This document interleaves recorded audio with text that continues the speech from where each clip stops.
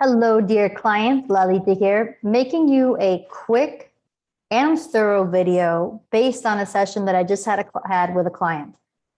This specific video, little bonus I wanted to send your way because I think it would be really useful for you, is around what's required to really frame what it is that you're sharing in a way that's engaging, compelling, has the right amount of emotion, and really lands in the hearts and minds of the people that you're looking to serve. Keep in mind, we're due to get a massive thunderstorm. So if the video quality of this is a little bit off, this is why. We'll start with a story. I have a client who is one of the top leaders in his field, and he's in medicine. And this is actually very common across multiple experts, particularly individuals who have been in their industries for 10, 15, 25 plus years.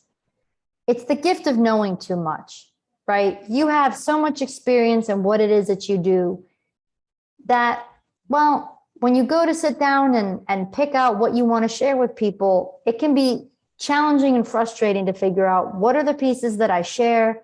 How do I plate this, so to speak? And the example that I used with him is, if you imagine you have a huge farm and there are endless amounts of vegetables.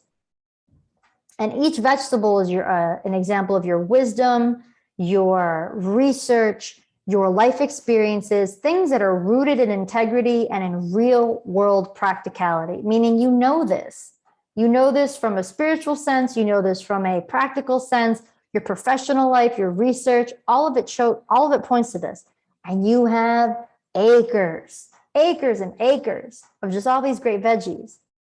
What a lot of us do when we sit down and think, okay, like, how will I create a social media post?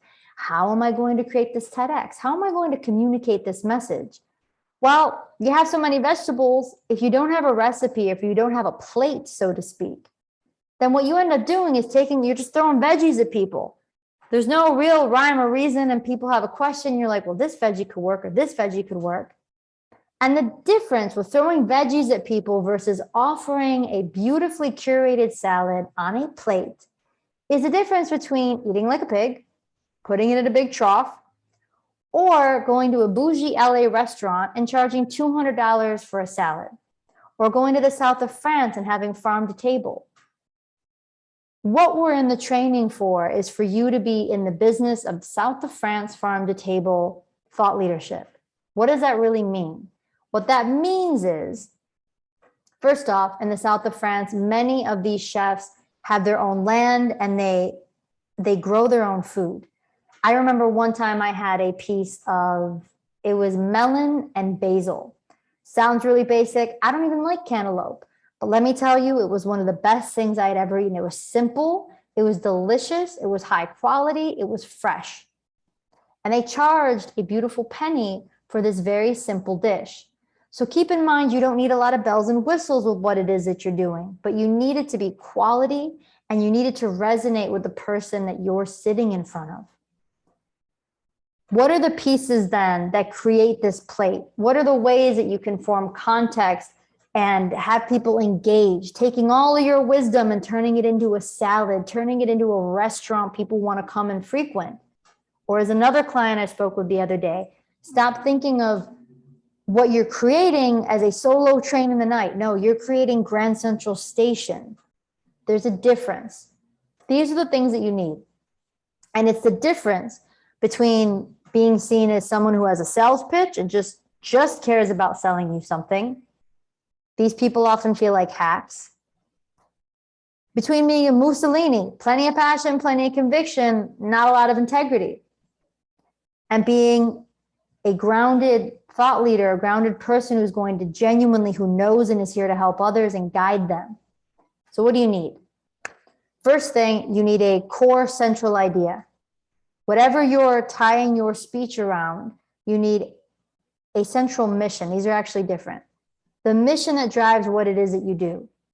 You don't have to explicitly say what the mission is, but you need to know it. And you can incorporate what that mission is throughout your speech, throughout your presentation. You can weave it in through all of your content, by demonstrating, by showing, by literally saying it. Doesn't always have to be literal, but you need to know it because that's the grounding for it. That takes it from throwing veggies and now you're giving context, at least for yourself. That creates the groundedness. Secondly, you need a core idea. As a thought leader, who are you without an idea? But this isn't just any idea. This isn't just an idea that's going to sell. This is an idea that's your message, it's your truth. And because the clients that I work with, you are committed to telling the truth and you're committed to helping other people, you're not going to sway from that truth. And that gives you trust, that builds trust, that builds credibility. That puts you in the thought leadership category, takes you away from the Mussolini and the salesperson. Salespeople, I've done sales. Doing sales right now, we're always selling something, so to speak. Sales isn't inherently bad, speaking in archetypes. We'll call it the hack. Core idea, a mission that you state or you don't state, but you absolutely will state consistently what your core idea is.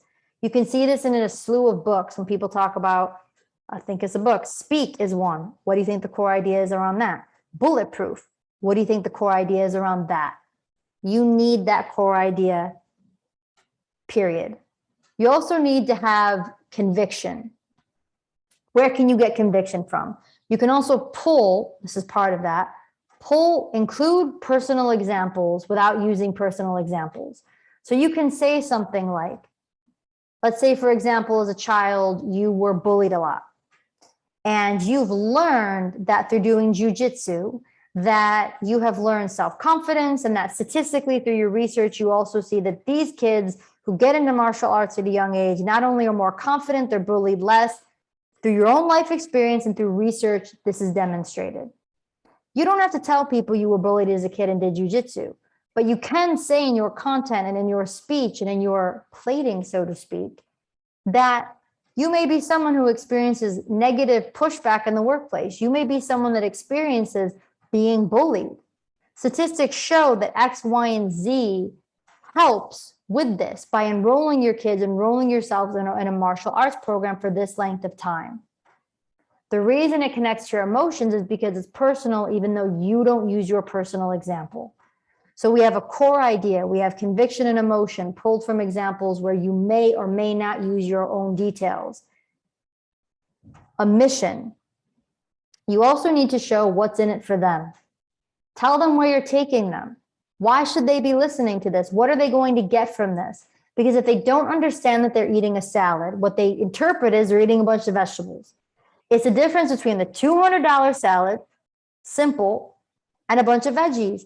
Nutritionally, they may get the same exact result. But for them to buy it, for them to ingest it, the plating matters, right? What other points? There were two other things that you would want to include in this. What's in it for them? Now, some of you have heard me talk about being petty. Some of you, we haven't done this example yet. There's often, you need to have enthusiasm and passion. We often have passion in the form of anger and frustration at the bozos in our industries. This person doing this, selling this thing to that person, people are getting hurt, they're still sick, they're making millions off it, there's frustration everywhere. This exists in every industry, doesn't matter what industry you're in. To effectively communicate a solution, we can address the wolves in the room, in the space. But to do it in a way that enhances our power, that doesn't diminish it, that enhances our influences, that keeps us focused on ourselves and our mission, our tower, so to speak. We don't want to engage in petty fighting. So I might say, for example, when I think of all the hacks in the online space that become experts overnight, and they actually can cause harm to other people. They take a course, they're an expert. Imagine if I took a course to do surgery once, and then I go and do surgery, what that person's going to end up like. Don't give me a scalpel. Do not give me a knife. I don't have the training, confidence, or experience in that. That's clearly one of my petty pieces. It's a frustration that I feel. So I might say, one example is if I get up in a speech and say, Look at all these clowns out here. Bet a lot of you thought you were experts selling snake oil to people. That's bullshit. And then I go on a tangent about that. That diminishes my power. That's me being a sprinter in my lane and turning around to see the person behind me. People are going to shut down. They're not going to listen. Doesn't matter if I'm right. Comes off as resentful because it is. We could take that same frustration, turn that into passion and power, and say, for the benefit of these people, I'm sure that I'm not the only one that's experienced this. You go and buy a course, you go and hire a consultant, you're sold the world. They seem to understand exactly what to say to you to really hook you into what it is that the solution that they're going to provide. And I bet that some of these folks, many of them believe it themselves. But the thing about the overnight expert is that we buy into the solution that we can bypass our own growth. And that's just not true. So today I'm here to speak to you about what it really means to speak with authority, what it really means to walk the talk, and to command presence and make the change that you seek in the world. Notice that I link it back to my expertise. There's conviction in what I'm saying. And in addition to that, I call out the wolves, but I don't live there because it's not my job to patrol other people. And no one's paying me to hear my thoughts about what everyone else is doing wrong. There's insight into your solutions by acknowledging what you think is wrong, but we're not going to live there. So as you're beginning, some of you are creating TEDx's, some of you are preparing to write your book, some of you are preparing to write courses, and some of you are just reworking your own presentation in terms of thought leadership and how you present professionally. Understanding that having these qualities when you speak with people creates engagement, it creates influence, it demonstrates your power. Now, the caveat to this is you have all of these ingredients and they'll shift depending upon who it is that you're speaking to. They don't go black to white. We don't turn a dove into a monkey, meaning you completely abandon what you know to be true to get someone to agree with or like whatever you're saying in front of you. No, that's not what I'm saying. It's saying, if I'm a hamburger, some people like mustard and some people don't. I'm willing to be flexible with my presentation to put ketchup on the burger sometimes. Sometimes people want, a fancier honey Dijon. That's fine. But I'm never going to fundamentally shift the fact that I know that I'm a hamburger. Maybe I even turn my hamburger meat into meatballs. But I know who I am, I know what my lane is, and I'm willing to commit and serve. Yes, I can grow into other areas. Yes, I can expand. But I know who I am, especially professionally. If you have any questions about this, or you'd like to dive deeper into this topic in one of your upcoming sessions, let me know. You can also include it in your monthly questionnaire.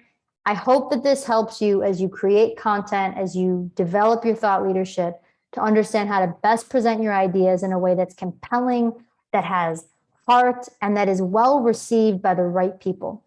Have a fantastic day. Lalita here. I'll talk to you soon.